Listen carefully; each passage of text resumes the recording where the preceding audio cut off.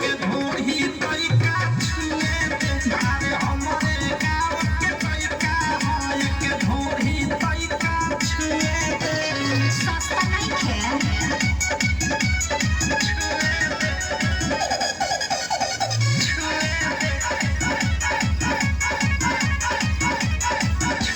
नाया दादा कोरी अंगुरी सकती का ऐसा छावारे के जनिए तरीका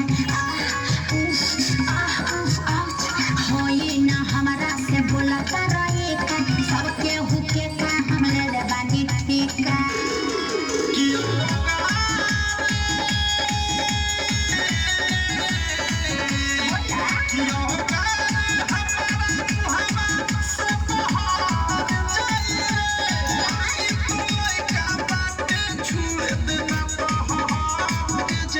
रे